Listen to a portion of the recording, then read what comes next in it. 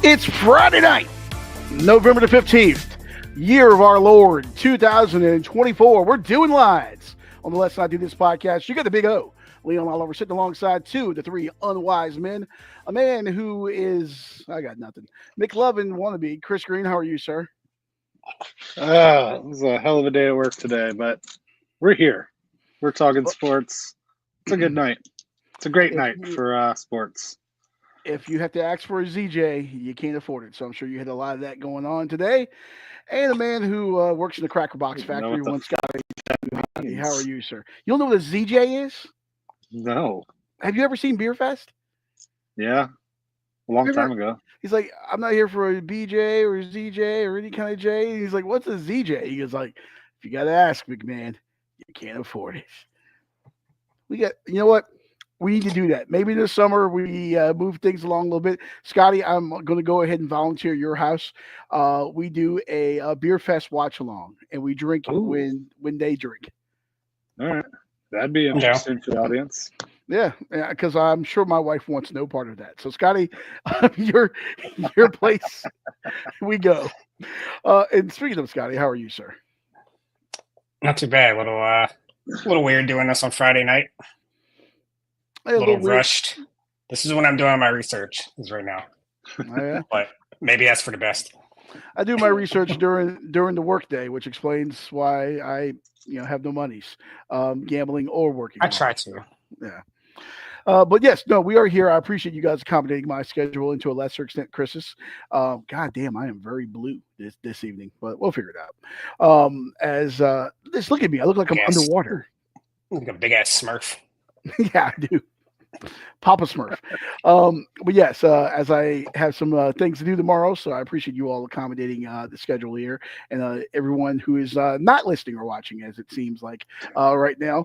But I'll set this to premiere tomorrow at 9 a.m. in its usual time as well. I'll upload it. So if you're watching this tomorrow, which is today right now, then this is already Saturday, man. Saturday. Okay. If you're watching this Saturday, this has already been recorded. So if these lines have moved, it's not my fault. Okay. All right. So, geez Louise. All right. So before we go into the picks here, Scott, I know you probably haven't had a chance to update the sheet, so we won't worry about updating the standings here. We'll just go. Well, I have the standings not. Well, actually, I can do. Last night's games real quick. Only one of us won. Yeah, I wonder who that would be. No, I will say Washington tried to play bad enough in the second half to give my over-under away there. And if Elliott had made his field goals, that certainly would have pushed it over. What the hell happened last night? That game is like took all. I know it's just one game, and we still have an easy schedule coming up, but it took all the hope I was starting to get away. Now I'm just prepared for the worst. Well, you're a Washington fan. You should have knew what was coming. You can't have nice things for very long with that organization. You knew the bottom was going to come crashing down. It's going to be like the walls of Jericho at some point. I'm hoping that Daniels is just still banged up, and that's why they didn't get down the field. McLaurin only had 2 targets. What are we just checking down every time, looking like Mark Brunell out there? Those divisional games are tough, man, because everyone knows everyone, and that's why I'm looking at a couple of lines this week. This is a big. We'll get into it here in a little bit, but it's a big kind of rivalry week in the NFL, and some of these lines are a little suspect to me, and I may have shied away from some. We'll see. Going to the standings here. Looking at last week, Leon, what happened? You're supposed to be the college guy. We went 0-4 in college last week. Well, none of us did good in college. Chris went 1-3 in college. I went 1-3 in college. We did decent. Chris 4-0 NFL. Good shit. We both went 2-2. Although my under here, Lions Texans, I actually cashed that because by the time I bet it, it was up to 50, and the Lions went nuts in the second half. Landed on 49. Well, blind squirrel finds a nut every once in a while. So, Chris just got lucky. And, hey, just like college. Let's look at these totals and see if I've been lucky or not. Listen, my my loss ratio is inflated because of last week's 0-4 college. This is like what's his name for the Syracuse quarterback, Kyle McCord. That was my 5 interception game. Okay, so my stats are a little out of whack because 2 games over 500 in the NFL. Look at that. Yeah, after I'm back. How much? Oh, I lost last night. Back at 500. am I the only one that won last night? Yep. All right. So Well, thanks to whatever shitty game plan we had on offense. I will take it. I will take it. And then Better days are coming. yes. And then this evening, before we get into the picks for this weekend, I know we all have picks coming up. They're playing this evening for college football. I have Wyoming. I believe it was yesterday was at 9.5 at Colorado State when I got it. I know it's moved a little bit, but I got Arizona tonight. Yeah, you got Arizona -1, I believe it was, and then Chris, for this evening for you. It was on UCLA plus whatever that was, 4.5. Yeah, I think it was. I forget. I don't have it in front of me here. I know it's. I think it's moved a little bit. I think it was like 4. Scotty has it written down. We'll go back to it later. But I actually have it in here. Oh, you have it. UCLA +4. UCLA +4. There we go. I heard a lot of people saying that they feel like the line, like the wrong team was favored on that one, and I kind of agree. I was looking at that game myself. I don't know what to make of Washington this year. I think UCLA is better at this point, but just Washington's. I think they've covered almost every spread at home. Yeah, they can't play on the road. Yeah. So, all right. Well, we'll see what happens in those games this evening, and then of course we got the big Mike Tyson Logan Paul fight, and there's a couple of UFC fights as well. So we got a lot of ground to cover here. So let's dance. Why don't we?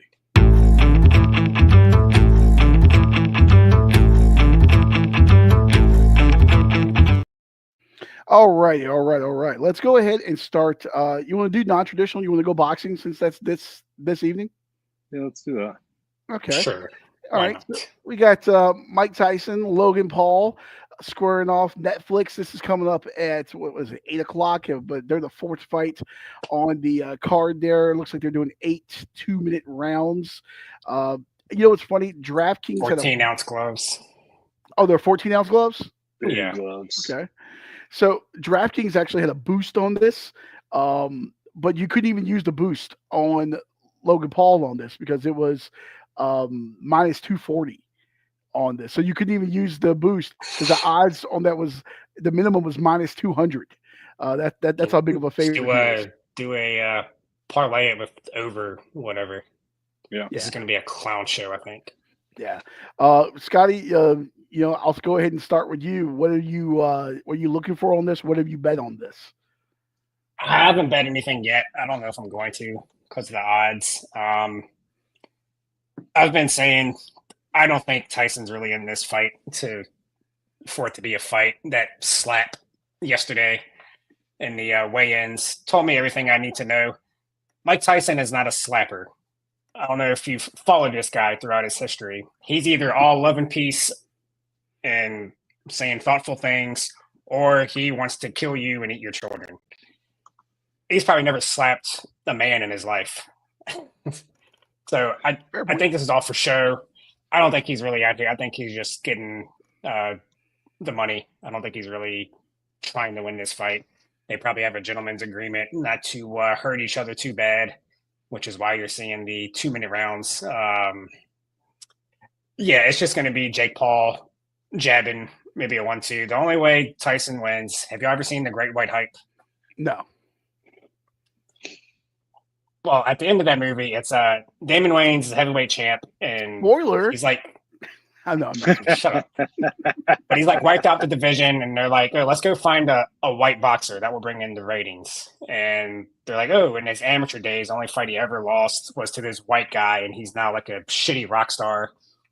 So they go grab him, and Damon Wayans is not training for the fight, blah, blah, blah. Anyways, they get to the end, and they get in the ring, and the white guy, I forget his name, he's kind of piecing him up a little bit, and then he lands like one good punch and hurts Damon Wayans, and he looks at him and he says, "You're trying to embarrass me on national TV," and then just whips his ass and knocks him out in like 15 seconds. So that's one way I can see Mike Tyson winning is Jake Paul actually hurts him and he just snaps into old Mike Tyson mode and goes crazy and knocks him out. But I don't see any of that happening. It's probably going to be a very boring fight. Maybe they'll try to have some type of confrontation in the middle of it to try to make it good for TV, some pushing or something. It's just going to be a spectacle. Good things on Netflix, because if you paid money for this, it's going to be a letdown. Listen, Mike Tyson hasn't had a sanctioned fight since 2005, I want to say, when he lost to Kevin McBride. He's 58 years old, and he's in immaculate shape. I mean, don't get me wrong. He can whoop any of our asses. He's in tremendous shape. He wasn't that good the last time he boxed, and now we're adding however many years on it since then. And say what you will about Jake Paul. I mean, he has looked impressive. He's fought a lot of tomato cans, but he has looked impressive. And now he's still got that power, it looks like. And if you connect him with the right punch, one punch, it can be over. But I don't think you're right. I think it's going to be a clown show. I think it's going to be an exhibition. I don't think he's going to try to hurt him unless something happens, like you said, where that switch flips and they go out of disagreement. Yeah. It's like a caged animal. You poke it. Eventually it's going to snap on you. Like fucking Siegfried and Roy. It was only a matter of time before the tiger turned on you. That's Mike Tyson, Yeah. I don't know if that tiger's going to come out of the cage during this fight, though. I think he's probably got some checks to write, some bills to pay. He's enjoying getting the pat on the back, being in the spotlight again. He's going to take his money and go to the real Caesar's Palace there in Las Vegas and have a good time with the Hangover guys. I did bet on DraftKings. I did bet, what was it? Mike Tyson to get knocked down, but to win on decision. It was worth the $5 throw on that, and it was going to pay like $230. So I did toss that one in, but Jake Paul's he's going to kill him. I don't see how Tyson wins on decision. God, no. Five for $230. Jake Paul does that. I mean, if Jake Paul ever actually starts fighting real boxers, he's fought one so far and he lost. But he's gonna not last very long. But for being a YouTuber, he does have some skills. He's got a good fast jab. Yeah, he's just gonna be doing that all night. Maybe a 1-2 here and there. Well, the man who fast jabs himself daily, Chris Green. Your thoughts on this fight?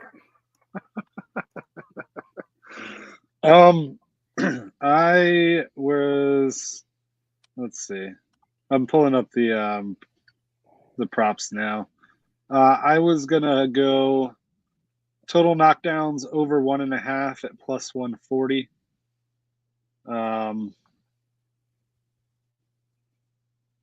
Jake Paul to be knocked down and win the fight plus 650. I like that too. I think they're both gonna get popped. I think Mike Tyson's probably going to be tired after the second round. I think Jake Paul's going to finish him. 30 years is a big difference. Huge. In a fight game. Tyson's old, almost died from an ulcer 2 months ago. So I don't see how he looks great, but he's not in fighting shape. There's no way. No 58-year-old man can be in fighting shape. It's not possible. No. If he was 48, I'd take him. But yeah. And he did fight Roy Jones, was it like a year or two ago? Oh, yeah, was that a little exhibition? That was the exhibition, though, right? But I mean, he was in the ring. Looked but, fine. Well, I think I could look fine against Roy Jones now. It's sad what happened to that guy. That was arguably one of the greatest pound for pound fighters of all time. And then the end of his career, he's just Glass Joe going out there getting paychecks. It's really sad. Once you lose your chin, it's gone forever. I'll say Jake Paul round 7, 12-1. How about that? Ooh, okay. Why not? Tyson can't get off the stool. I was going to make a Chris joke, but I stopped myself. I think Paul is, last time I looked earlier, it was plus 190 KO, TKO, or DQ. Don't forget, DQ is very possible with Mike Tyson. Yeah. Maybe so. I hope somebody feeds Mike before the fight, so he's not trying to chomp on any more ears. Give him some nice pad thai before the fight or something. But yeah, it's Oh. gonna be a fun watch. I'm gonna be regretting staying up that late in the morning when I go to work, but I think it'll be fun. Also, the fight before it should be very good too. Okay. Yeah. I don't know about fun. Maybe something's probably going to happen in the middle of the fight. They're going to conjure up some type of controversy just to make it viewable. But yeah, I Give don't know. another payday. You're going to see, Maybe. Khabib come and hop in the ring, challenge the next guy or something. Yeah. All right. Well, we'll see what happens there. And then continuing on the fight theme, I'll go ahead and let you guys hit the floor on this. UFC 309 is tomorrow as well. Of course, the big one, John Budge Jones against Stipe Miocic. Chris, you seem to be the fights savant here. I'll defer to your thoughts on this card. It's the fight we wanted to see 5 years ago. Now, not really so much, but it's good to see them both back in. I don't know what to think about this one. Miocic, good wrestler, heavyweight goat. John Jones won his only fight at heavyweight by submission because Cyril Gane can't grapple for shit. Miocic at plus 425 is worth a look. And the way he's going to have to win is by knockout, so that's plus 700. Also a good look for a sprinkle on that. I don't know what happens in this fight. It might be a cuddle fuck fest and John Jones trying to just hold on for dear life. Who knows? I'm not super excited about this fight. I'm more excited about the potential next fight if it happens. If either one of them, whoever wins, doesn't retire, I'll be surprised. Okay. Yeah, Dana already said in one of the press conferences, somebody asked him if the winner should fight Aspinall. He was like, yeah, absolutely. The winner should fight Aspinall. But I don't know if either one of them want that fight. I agree with you on a lot of what you said. We don't know what Stipe is going to look like at all. The age and the long layoff. I think you could see, like you were saying, a wrestling match where Jones just kind of lays on Stipe for most of the fight. Maybe gets him out late. I don't know. I'm not very excited about this one either. But John Jones is a minus 650 favorite for a reason. If you are looking for a underdog, the plus 425 is a really good number. But yeah, I think John Jones probably wins a boring fight. I would agree. My very short UFC prep that I've done for this card, I do have Jones by submission, and I don't have my numbers in front of me of where I got that at, but it was not on ESPN. I got a good number somewhere else earlier in the week.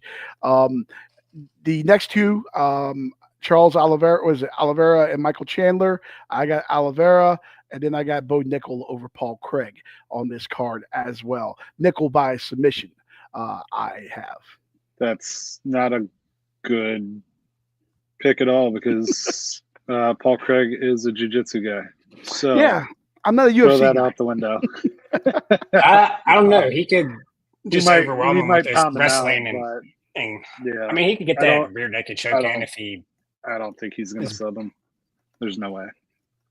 Any thoughts I on won't say this? there's no way. If it's just a straight jiu-jitsu match, obviously not. But I don't know. When you're getting your ass kicked, sometimes you just give up your neck. Yeah. Oh, there's so many jokes. There's so many jokes I can make. Chris gives up neck every day. Yeah, go Bo Nickel. There we go. All right. Well, let's other fights. Sorry. No, you go. You go. No, you okay. go. You go. A lot of fun throwback fights here. Chris Weidman fighting Eric Anders.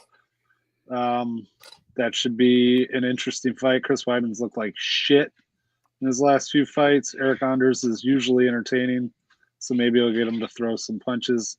Is this Jim Miller fighting again? I thought he retired. Yep. Nope. All He's in right. there. So yeah, this is a throwback card. But yeah, Chandler Oliveira.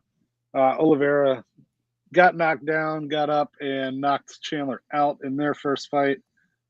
Should be very fun. Oliveira can beat him in many ways. Chandler's got one way to win, and that is the nuke of a right hand that he possesses. So that should be entertaining. And then we got Veronica Hardy, one of the prettiest women in UFC, fighting as well. She's a favorite, so look out for her. She's fighting at 6:00, so I'll be awake for that. Where's this fight taking place? Where's the card at? Oh, it's New York. in Madison Square Garden. Is this the one where, not to get political, but is this the one where President-elect Trump is supposed to be showing up? Is that the one he said he was going to go to if he won? Maybe. I don't know. I mean, he was just there with Tony Hinchcliffe, and that was a disaster. So, I'm depending on who you ask, I'm intrigued by what the reception will be for that. So, all right. Chris Weidman is -105. Bet the house on Eric Anders. What are we doing? Anders loves to fade, though. He likes to go hard for a round, and then he gets gassed. So. Yeah, I guess. Okay. All right, boys. Well, I appreciate the fight intel here. We want to talk a little football? If we have Or why to. not? UVA basketball is still going on right now. Before we go to football, real quick, I did just want to show one thing to you. Of course, the early signing It's day. not your penis, is it? No, that's legendary. Okay, good. Women from Milan to Minsk have lined up for that, sir. There's a Seinfeld reference in there for those that get Milan to Minsk. But yes, Not me. National Signing Day, the early signing day was this week. Grand Canyon University, the Antelopes, who Dan Marley used to coach the basketball team, they got a hot shot golf commit. They have signed one Harry Cox. Harry Cox is a member of the herd there. He's part of the Antelope. He's got to put another finger up with that name. Oh yeah! If you can't tell, he's making what looks like the Wolfpack sign, but they do it with the Antelope as well. Scotty is inferring to the shocker for those are at home. Your favorite thing to do in group pictures. Oh, I love tossing the I'm that guy. I am that guy. So good luck to Harry Cox. May he have a great career at Grand Canyon, which, by the way, is a religious school. Grand Canyon is like. I thought it was just a online for-profit school that went big time. It is, but I thought they had a religious affiliation. I could be wrong. Yeah. I could be wrong. Do you know who their current basketball coach is? Who is the black guy in Hang Time? Not that guy. Reggie Theus. I don't know. It's not. Reggie Theus is somewhere. I thought I heard it was Bryce Drew. Of Valparaiso fame? Valpo, yeah. That's right. Okay. Buzzer beater. Nice. Valpo, who is no longer the Crusaders. I forget what their nickname is, but they are no longer the Crusaders. Probably a good choice. There was some. They are the Beacons now. The Beacons. Be a beacon of light. That's a terrible name, but I digress. All right, let's go ahead and get into some football picks here. We will start with Scotty here. All right, moving over to good guy, Chris. Are you deep throating that water? I'm so thirsty. It was a long day, man. Move over to Scotty. We got a game that used to be a mover and a shaker in the SEC, not so much these days. The 22nd ranked Bayou Bengals of LSU making the visit to the Swamp, taking on the Tigers. Over under is 55.5. 3:30 kick on ABC and ESPN Plus. Yeah, Florida's got DJ Lagway. He's expected to play. I am taking Florida plus the 3.5 here. LSU coming off their game of the year where they just did not show up, got outcoached, outplayed, out physical, and all that. Fade Brian Kelly on the road like I usually do. Both teams blown out last week, but Florida was with their third string quarterback playing Texas. So yeah, they get Lagway back. Should be a pretty good crowd, I hope. You never know with Florida, but yeah, Napier is still probably fighting for his job a little bit. I don't know if Florida wins, but yeah, I think it's gonna be a close game. Give me Florida plus 3.5. You know what's interesting about Florida is obviously Napier got the. Well, it was weird. It wasn't he's coming back. It was like he's going to continue to coach, but continue to coach for how long? It didn't say like, is it next season? Is it the rest of the season? It's very like, hey, we're going to say we're not firing the guy, but we're not going to commit to the guy either. It was really kind of a shrewd marketing move.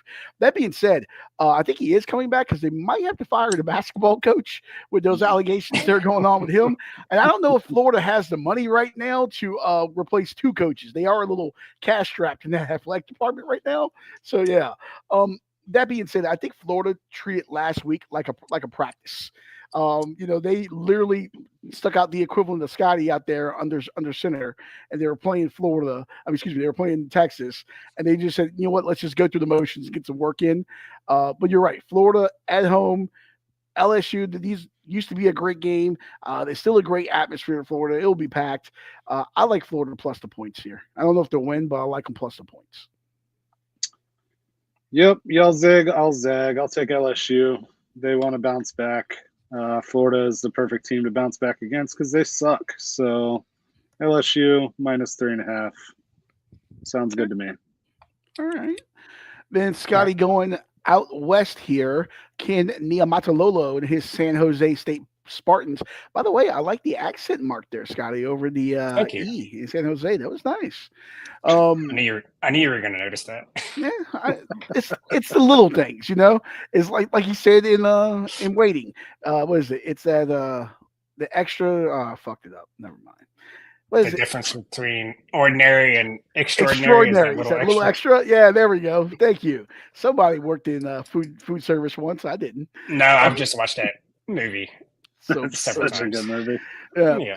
So San Jose State at home, they're getting 14.5 against the 13th ranked Broncos, over under 62.5, 7:00 tomorrow on the CBS Sports Network. So I was looking at this game, and then you tried to say that Miami was better than San Jose State. So that further influenced my pick here to put this game on my card. The line was at 14 a couple hours ago, just moved up to 14.5, which is good for me because I'm going San Jose State plus the points. Boise State's on their way to their playoff, but Ashton Genty, he's obviously one of the front runners for the Heisman, but he's been under 150 yards 2 of the last 3 games. I know that sounds crazy, but for Boise State, that's something. So they're still playing good. They're probably still going to win this game and go to the playoff and all of that. But San Jose State is 3rd in the conference in yards per rush, 2nd in yards per play overall.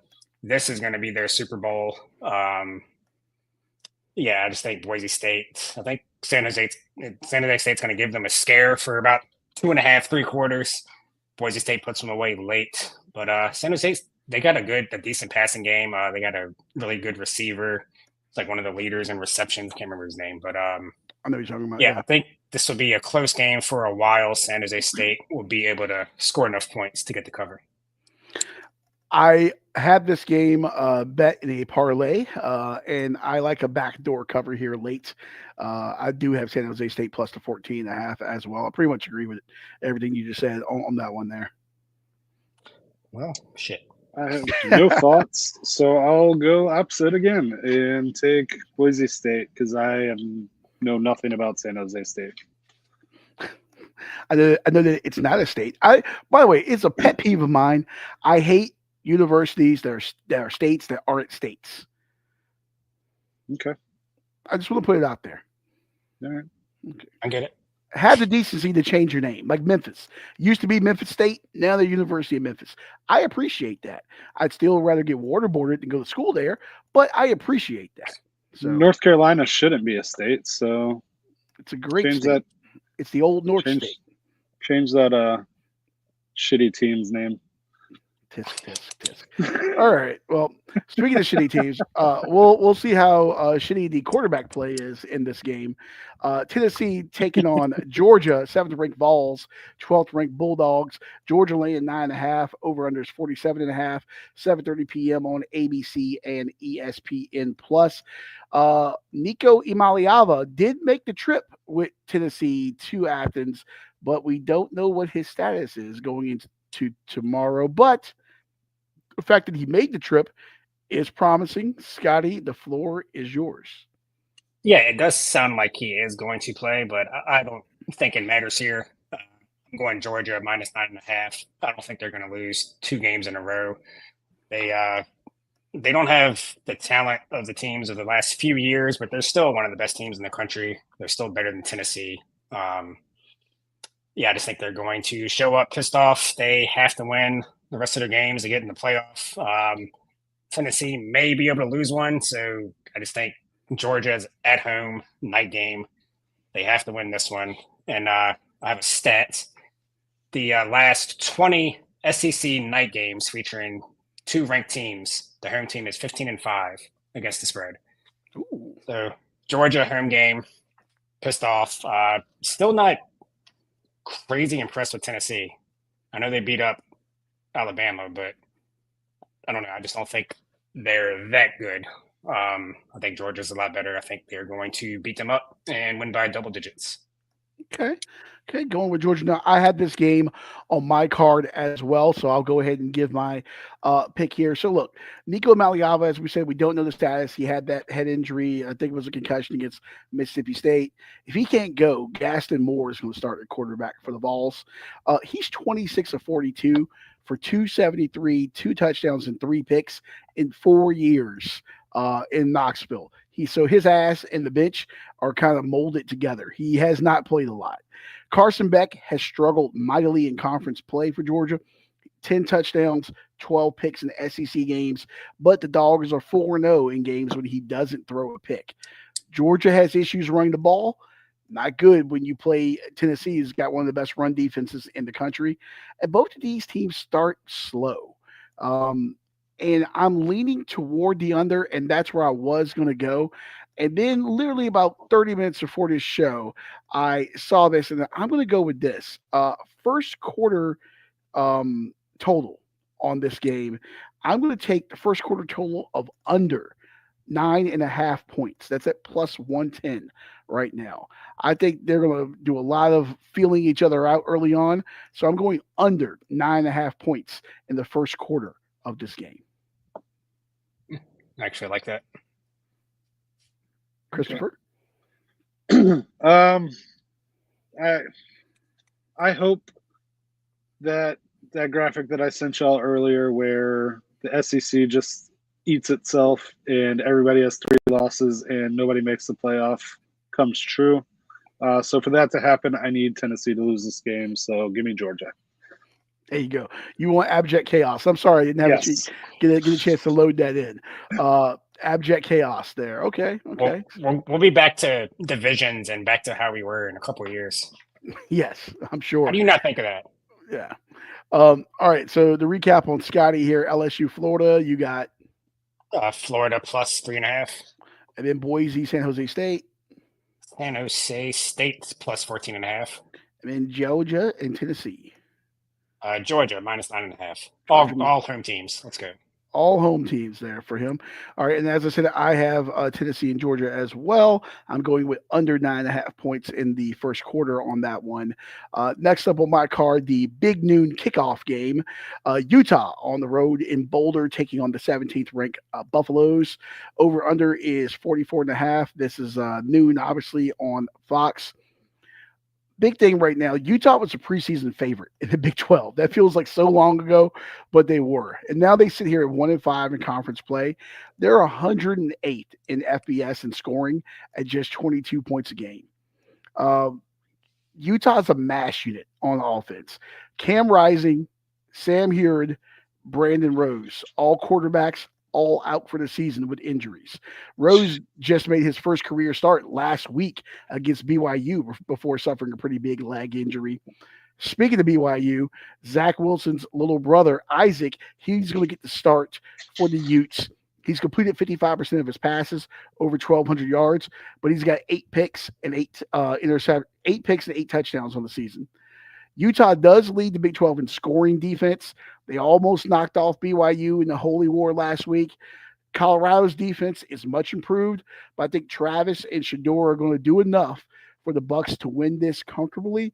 I think they covered the 11 points. I don't think it's pretty. I don't think it's sexy, but I think Colorado covers the 11 points to get the win and keep their playoff hopes alive. I'm going with Colorado minus 11.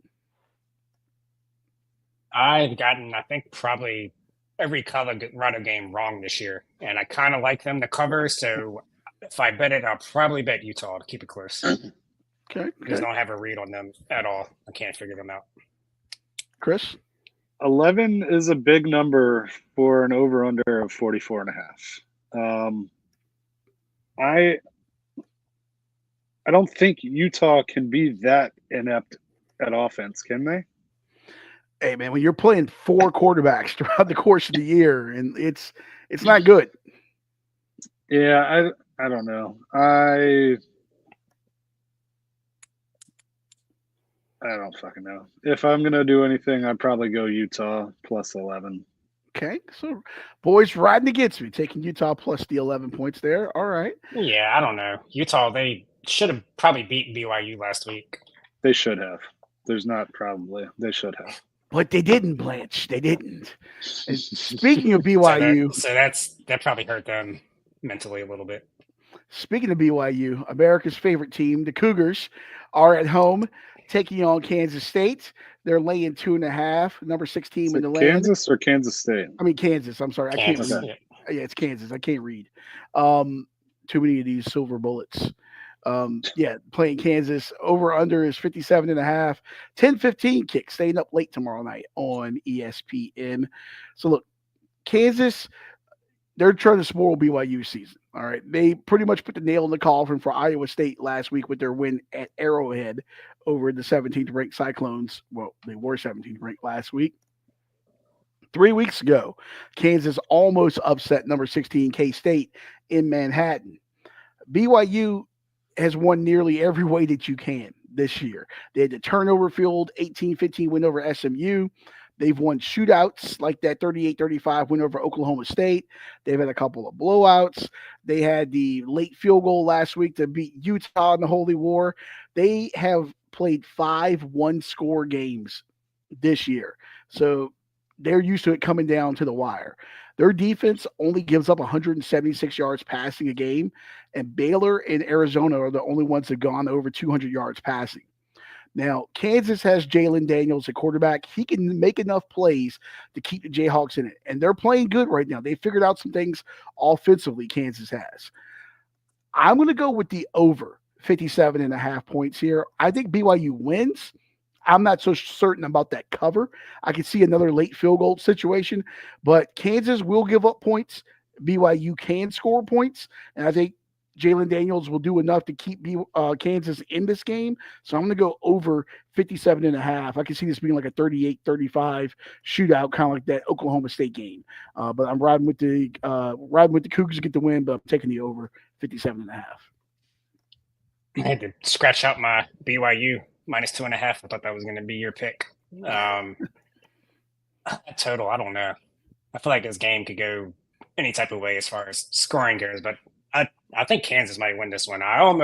They burned me once or twice already this year, picking them as the upset pick.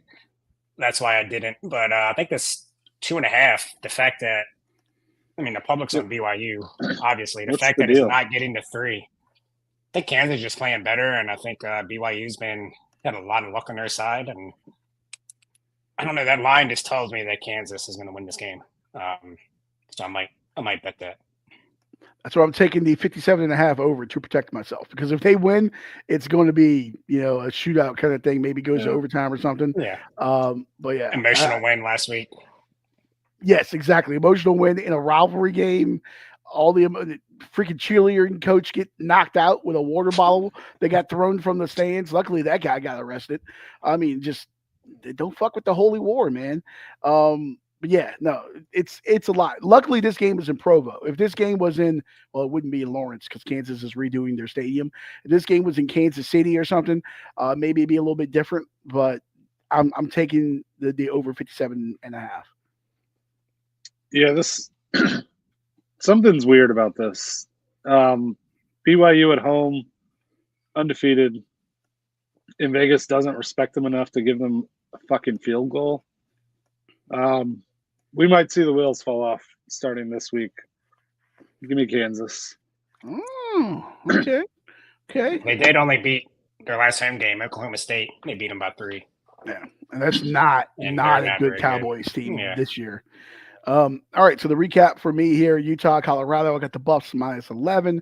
I'm going under 9.5 points in the first quarter with Georgia and Tennessee, and then I'm taking the over 57.5 with BYU and Kansas. So I'm all over the board here.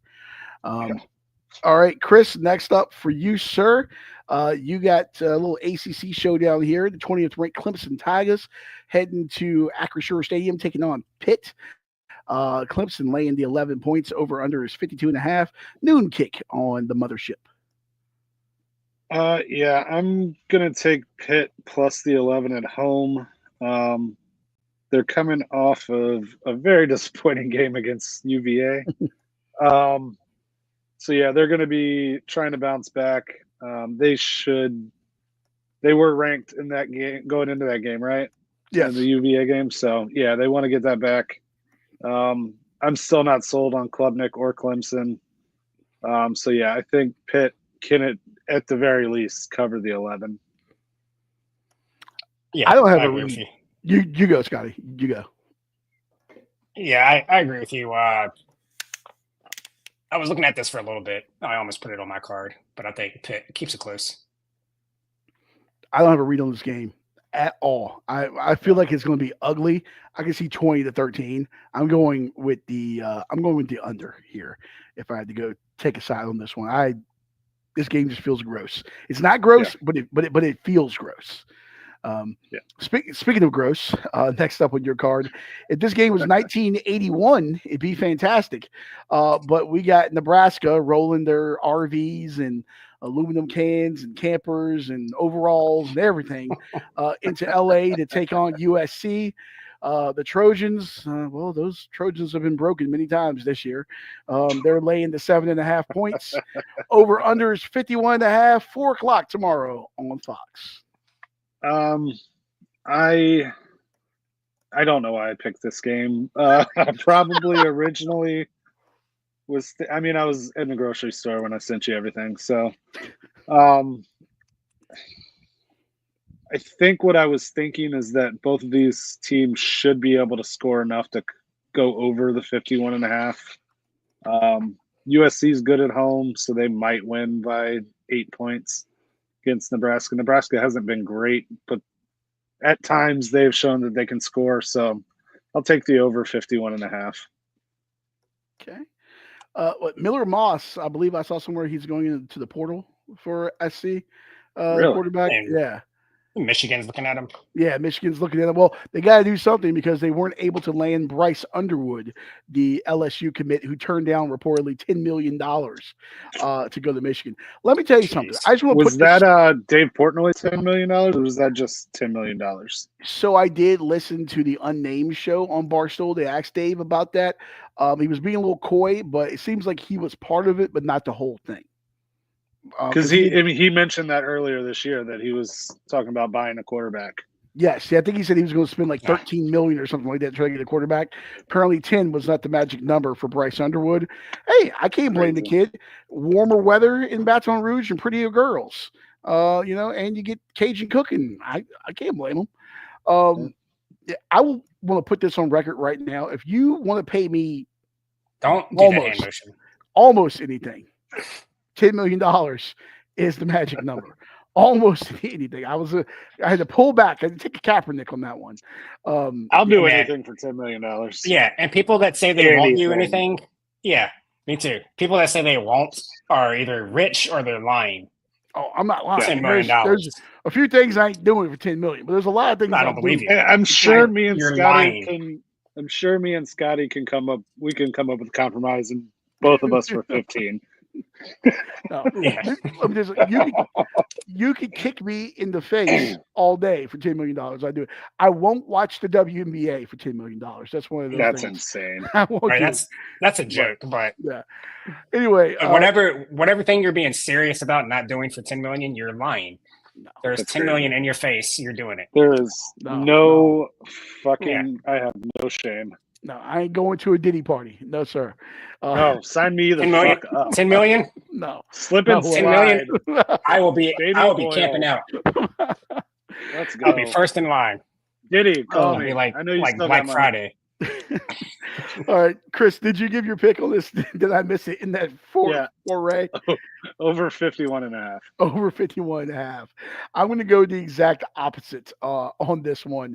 As much as Raiola wants to believe he's Patrick Mahomes, he's not. Well, actually, he's playing a little bit like Patrick Mahomes this year with the interceptions. So maybe he is emulating his hero. I don't know what USC is doing. I haven't got a read on them. Lincoln Riley is one of the most disappointing coaches in America right now. How that seat's not hotter is beyond me. I'm going the under 51.5 and the 87 people that'll be in the crowd because there's much better things to do in LA than watch this game on Saturday. Yeah, I almost put this on my card, actually. This is probably number 4 or 5 on my list here. I actually like Nebraska a lot to cover, maybe even win. The only thing that kept it off my card is that USC is 4-0 against the spread at home this year. But like you said, there's probably not going to be a whole lot of people there. Nebraska hasn't been to a bowl game, I think, since 2016. Damn. I believe was correct, somewhere around there. If they get one more win, they're in.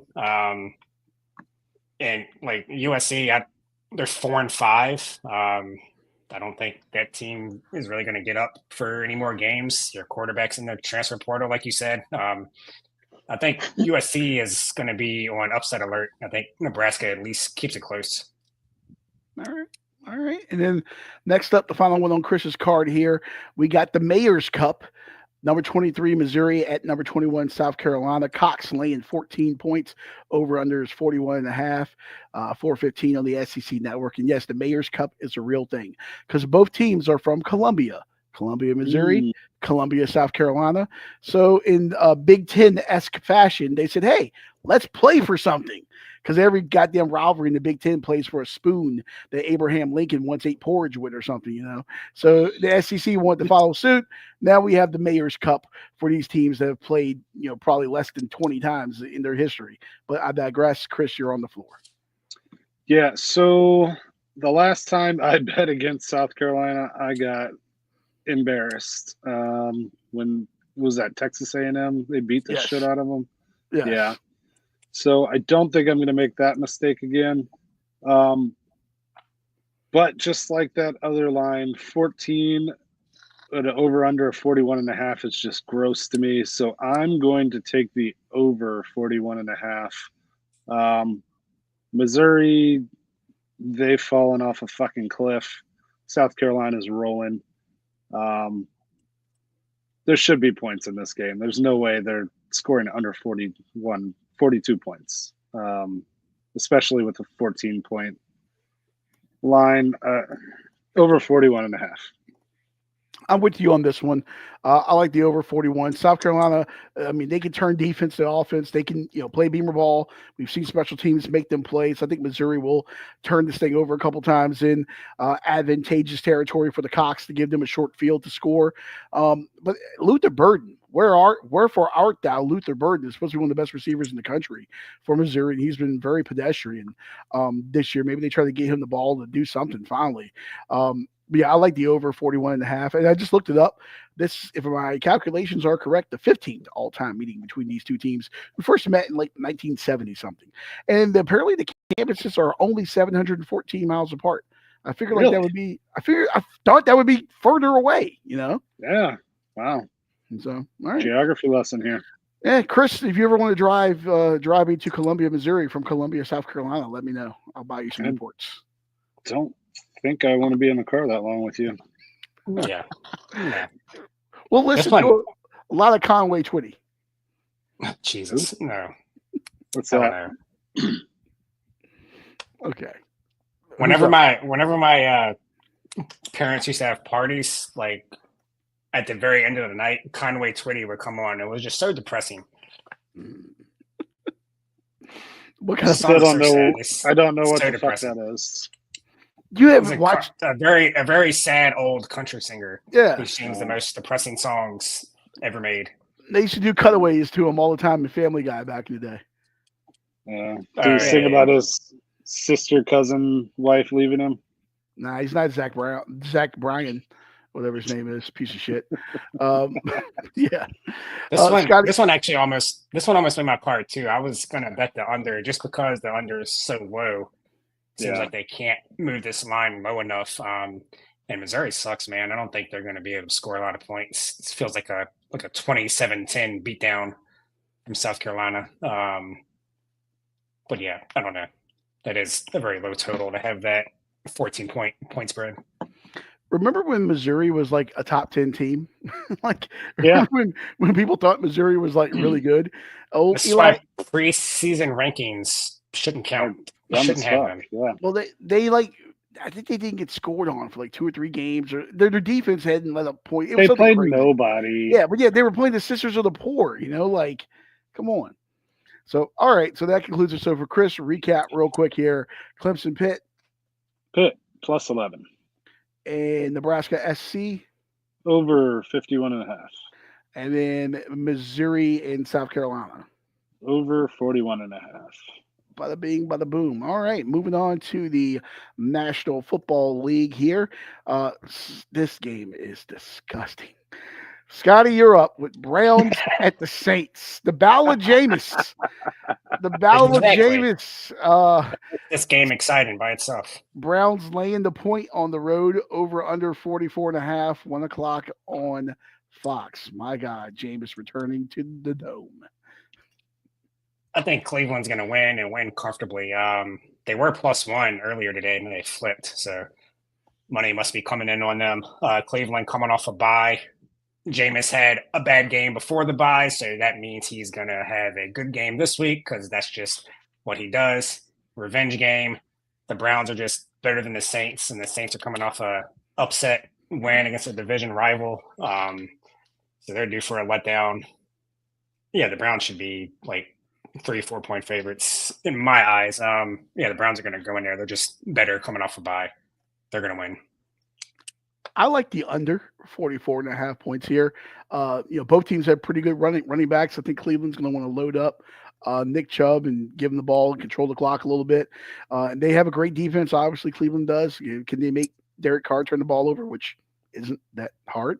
We'll see if MVS goes off like he did last week, coming out of nowhere. What has he been? He's been in New Orleans for like 2 weeks, week and a half, whatever it was. I don't know. This game. He's not catching passes 2 games in a row. He's going to have about 4 drops. he is adverse to catching the football. It's kind of like who was that guy? Bernard Berrian, I want to say, played for like the Vikings and the Bears. It was like hands of stone. Brashad Berriman. Yeah. So he dropped everything. I'm just going to take the under. This game is gross. I pray to God that Red Zone doesn't spend more than like 2 minutes on this game over the course of it. Well, if it heads to under, it's not. Is this on your card or no? Oh no, you were talking shit about the game. Sorry. No, I'm just talking shit about the game. Okay. No, I want Clorox. I want a Clorox cocktail instead of watching this game. Yeah, whatever passing prop you can get on Jameis, take it. He's gonna go the fuck off. And take the interceptions too. Yeah, I was gonna say touchdowns, interceptions, and the yards. Take it all. He's going to air this the fuck out. 48. They need to create a prop where it's touchdowns plus interceptions. That would be great. I'd bet on that. Mahomes and Jameis would be the man right now. I would put odds, even money for Jameis right now at 7.5. I would put even money. Wow. I see 3 touchdowns and 4 picks. Yeah, I'm a message from sports books and tell them to add that prop. I think that'd be pretty cool. God. All right, so you're going Browns minus the point there. Gross. Next up here, we got the Falcons and the Broncos. Denver laying the 2 points there, over under 44.5, and then 4:05 p.m. on Fox. When I did the tour of whatever they call it now, what Sports Authority Field in Mount, I don't know what it is now. But when I did the tour there, the very next day, the Falcons were coming to town. In fact, I saw a family member of a Falcons player, I forgot which one, getting a very exclusive behind-the-scenes tour after my tour. But Just want to put that out there. That was like 2019 or something like that when I did that tour. But anyway, I digress. Atlanta making the rare trip west to Denver, take on the Broncos. Yeah, I'm going with another road team here. Going with the Falcons plus the 2. I just don't. The Broncos are not. I know their record says they're 500 at 5-5, but I don't think they're that good. I don't think they're as good as their record is saying. Their only good win came back in Week 3 against the Bucks. They've beat a lot of bad teams other than that, and that was on the road. They seem to be playing better on the road this year than at home. This one's at home. We just spoke about the Saints beating the Falcons, so they're coming off a loss, pissed off, traveling. I think they're going to be up for the game. The Broncos, with that, we talk about emotional losses. They had that game wrapped up last week against Kansas City, and they had the field goal blocked at the end. That's what happens when you play for field goals all the time at the end of the game instead of trying to score. A flag should have been thrown on that play because you can't line up the way that they did, but I digress. Well, it's the Chiefs. What do you expect? So that game probably was an emotional for them, and also probably made them think that they're on the same level as the Chiefs. So some false confidence coming in. Falcons, better team. Just very similar to the Browns Saints game, I think. As far as the handicapping goes, give me the Falcons plus the 2 points. Falcons plus the 2. Now, I have not. I don't know where to go on this one, but the kicking points is what I would look at if I was going to bet anything. Will Lutz right now on ESPN over 6.5 points kicking is minus 130. That is beyond the realm of what we would do on the show here. But I did see somewhere earlier today that Atlanta gives up the most kicking points of any team in the NFL. So I think I might sprinkle a little bit on that Will Lutz over 6.5 points there. I don't see Denver finishing a lot of drives. Do extra points count? Yeah, extra points count. Yeah. So 2 field goals and an extra point. Bada bing, bada boom. You're done there. Yeah. So 24-13 Falcons. I'm going to bet Will Lutz over that 6.5. I really don't have a read on this game, either side or spread or whatever. Total. I don't know. I got nothing. I think this is on my card, isn't it? Was this on your card? I thought it was. Yes, it was on your card. Yes. All right, sweet. So yeah, I'm going the exact opposite of what Scotty thinks. I think the Falcons aren't that good, and I think the Broncos are actually not a terrible team. Their defense is great. Offense, a lot to be desired, but I think the Falcons are the most overrated team in football. I think they're going to end up falling apart. Kirk Cousins is going to Kirk Cousins and not be good. So Broncos minus 2. Let's ride. Never mind. Oh, Broncos country. These are the games that Kirk plays good in. He beats a average team to below average team, and you're like, oh man, he might actually be good. And then whoever they play next week, he'll fall off a cliff. When you come out of that visiting locker room in Denver, there's a really big sign that says, like, welcome to the Mile City. You're now at 5,280 feet. And it's got all this stuff under it about, like, oxygen deprivation and how it can mess you up and stuff. I think Kirko is going to get off on that and just start overthrowing people in the thin air. I feel like he would be so jacked up. Like, I'm playing with less oxygen or whatever. He's a corny guy. He is. All right, then next up on the card here for Scotty, he's got the Lone Star Showdown here. Texans laying 7 points, taking on the Cowboys in Jerry World. No sun to worry about because this is on Monday Night Football. So no sun. That's good. Look out for the moon. Yeah. Over under 42.5, 8:15 on ABC and ESPN. Yeah, hopefully the moon does come into play because I'm taking the under here. We have a repeat of the Texans' very first game as a franchise where they beat the Dallas Cowboys, one of the most hilarious things ever to happen in the NFL. What year? 2000? 90 something. Was that their late 90s? 1 in 15 year? It was 2002. Oh, okay. It was my first freshman year of college. Quincy Carter? Was he the quarterback of the Cowboys then? I think he may have been before, Maybe, yeah. Before he started to allegedly. David Carr. before he started doing lines. Allegedly, Quincy Carter. But yeah, Cowboys haven't hit over at home yet this year. They're 0-4 to the over at home. Dak is out. Their backups are garbage. Trey Lance lasted like 3 seconds, and then they were like, "Oh, let's get Cooper Rush back in there."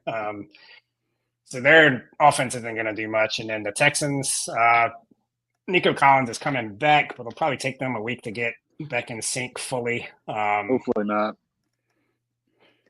Yeah, so I don't know. I don't see this getting over the 42.5. The Cowboys offense is going to stink, and the Texans, I think they'll be okay, but they're not a huge big play offense anyway. So even if they are efficient, they'll probably chew up some clock. Yeah, give me the under. This is the absolute goddamn travesty that it's not Oilers Cowboys. The fact that this team still hasn't gotten that name, history, and colors back from the Titans is a travesty. That being said, it's going to be a lot of Texans fans, and I'm sure there are going to be a lot of old Love You Blue jerseys in the crowd, a lot of old Oiler jerseys. This Dallas team doesn't excite anyone. Their stadium gets taken over constantly by opposing fans. These two cities, by the way, don't like each other. Teams don't care, but the cities don't like each other. Houston's going to score a big one. I'm going to go Houston minus the 7 points here. Yeah, Almost with that.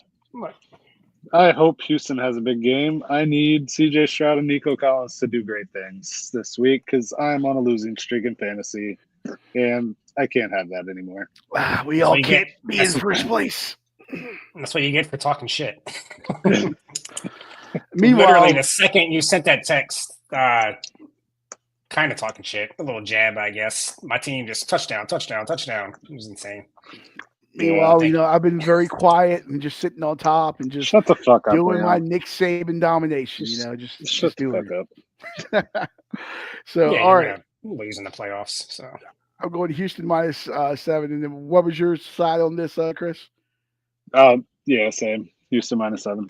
Houston minus 7. All right. To recap for Scotty, you got Cleveland laying the point at New Orleans. Yep. All right. Then the Falcons Broncos. Falcons +2. And then Texans Cowboys. The under 42.5. All right. And then next up, me here, Packers Bears. A little old school football rivalry here. God, this game just feels. I wish there was like bad weather. This game just needs like rain or snow or blizzard or something. It's just what football should be. Listen, this is a rivalry in name only right now. Green Bay's won 10 straight. Chicago is winless this decade against Green Bay, and the Packers have won 37 of 49. 37 of 49 this century.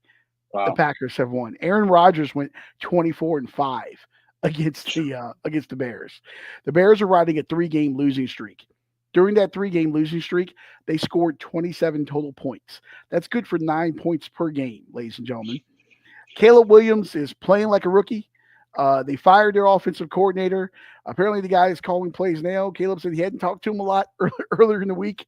If the Bears have any shot whatsoever at winning, it begins and ends with DeAndre Swift running the football. I don't think it's enough. I like Green Bay minus the 5.5. I like Green Bay to roll in this one here. Yeah, I guess I agree. I don't know. Weird line. Yeah. The Bears kind of seems like they might be turning on Caleb Williams in the locker room already. Little mutiny. Yeah, give me the Packers. They should cover this. Yeah.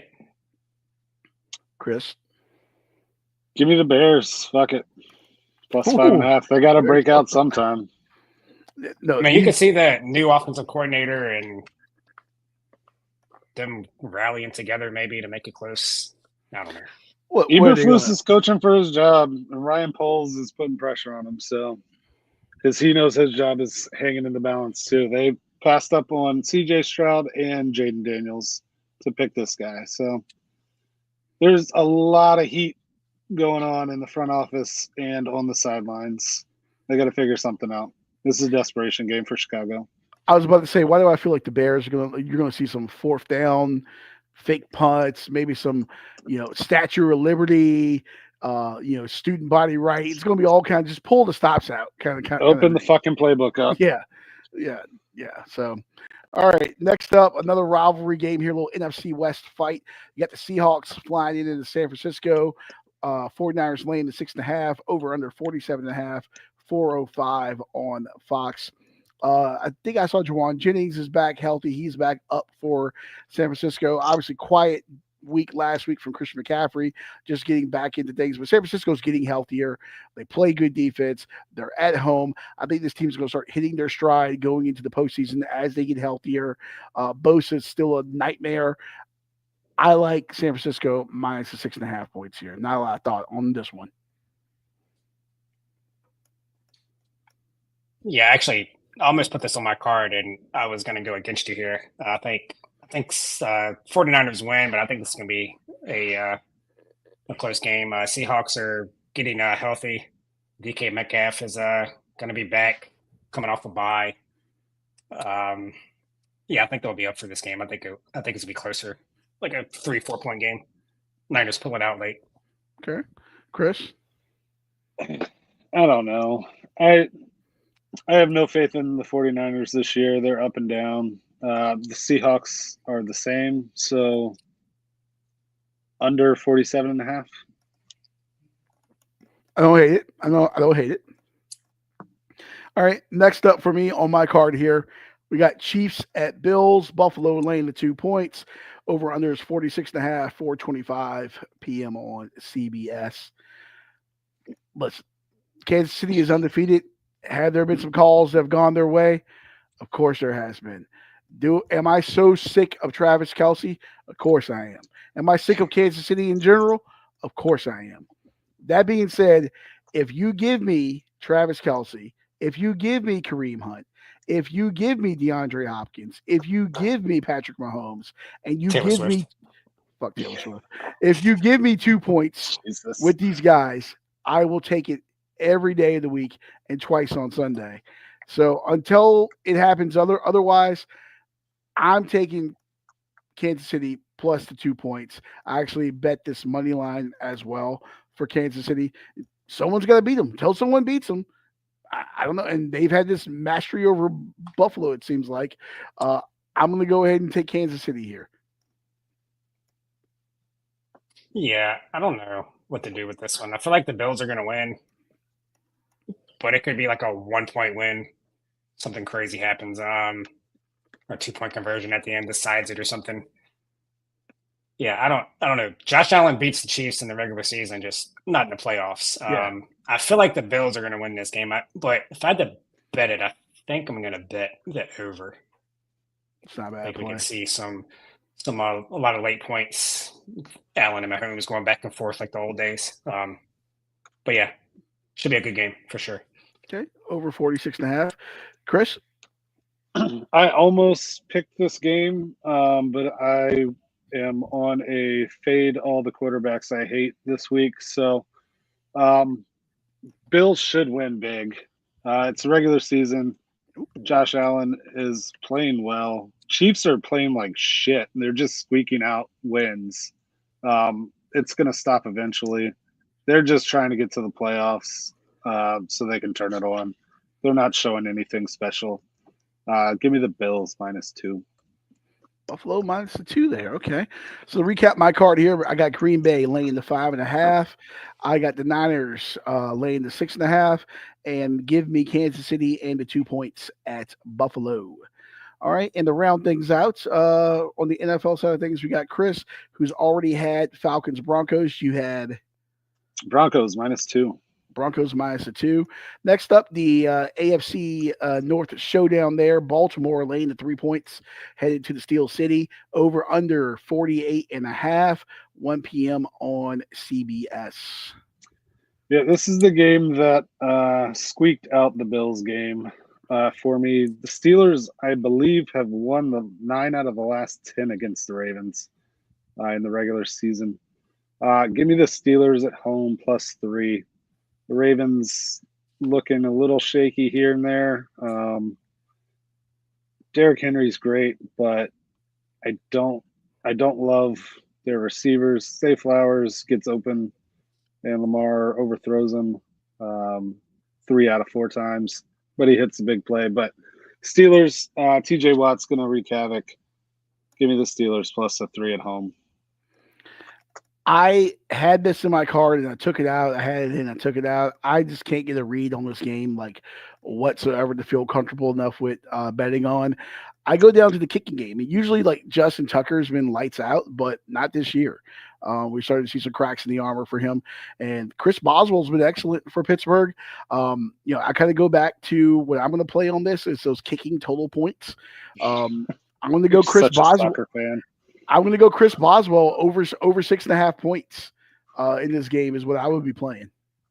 That's crazy. They put props on fucking kickers. I not want even football players. I want punting props. That's what I want. God damn it! Someone needs to put that on a book. I want punting props. Tressway averaging 49 yards a punt. Give me holds. Give me a good hold. You know.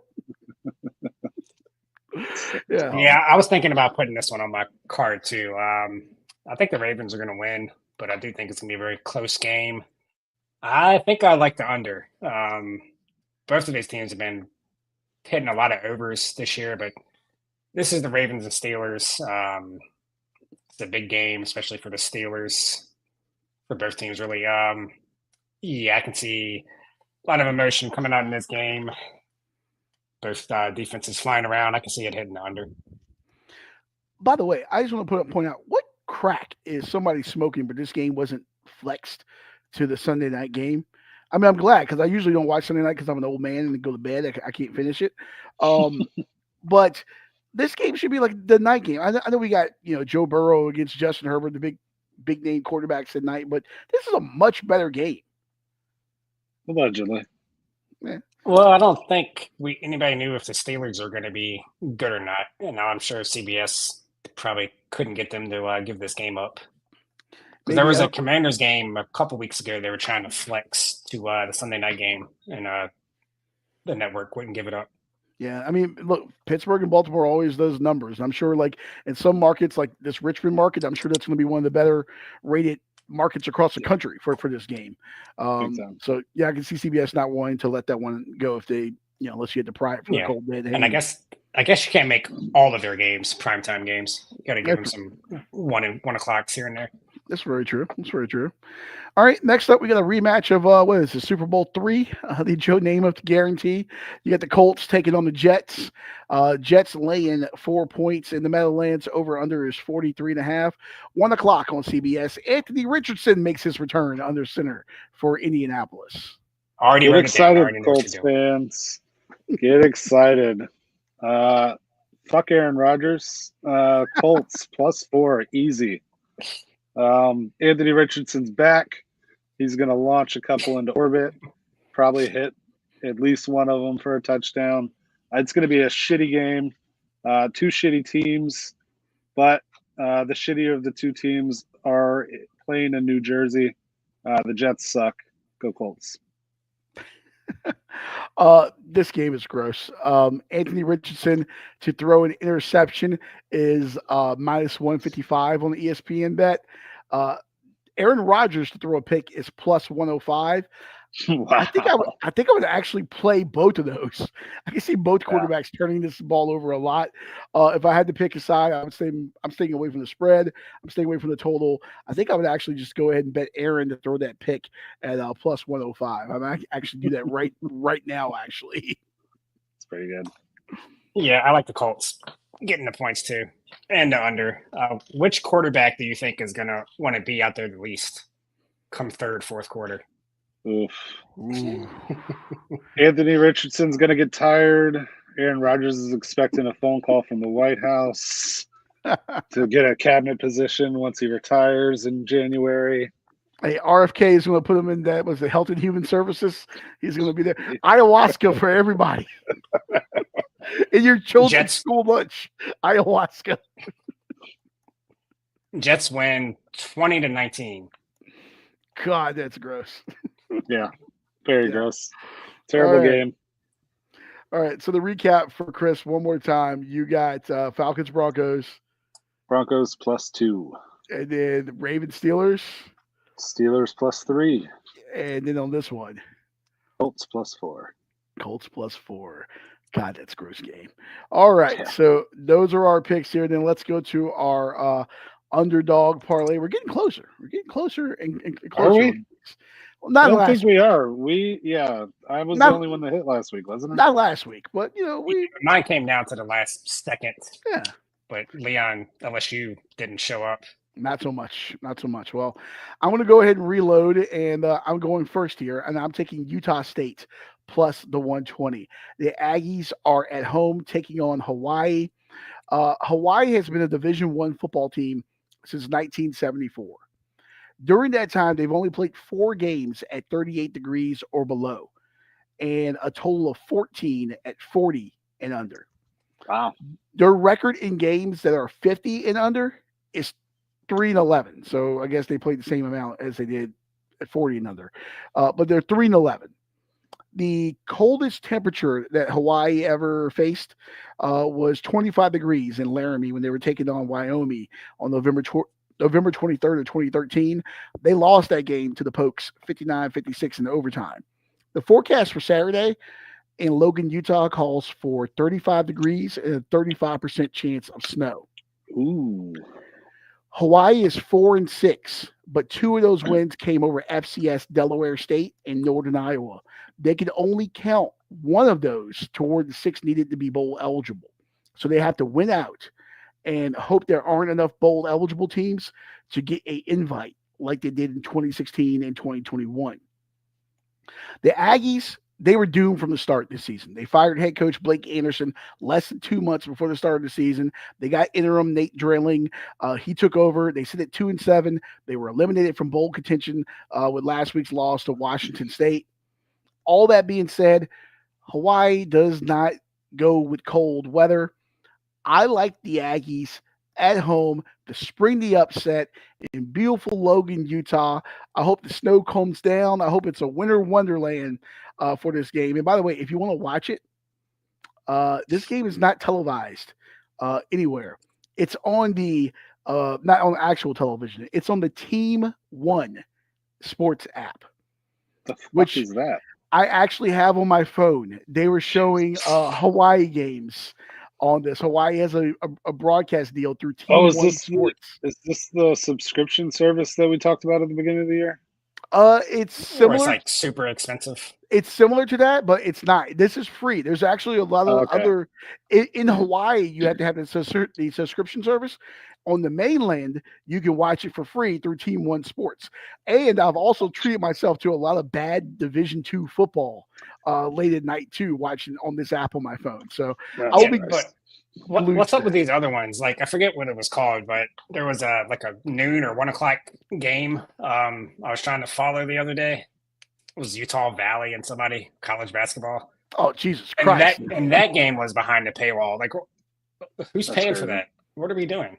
Hey, you want to go? I don't even know where Utah Valley is in Utah. I do know that they're the Wolverines. Assume it's I in know a that valley much. somewhere. Yes, Yeah, a valley of broken tears. So I assume someone's wagon broke down on the way to Oregon, and they just built a town and started a college there. That's what I assume.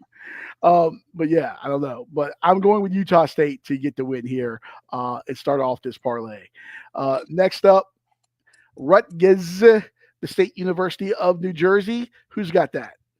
That's me. They're playing Maryland. Maryland sucks, and Rutgers doesn't suck that much. Greg Schiano, great defensive mind. I think Rutgers will go into College Park and leave with the dub. Kyle Monangai, one of the best backs that no one sees because he plays for Rutgers. I do like this as well.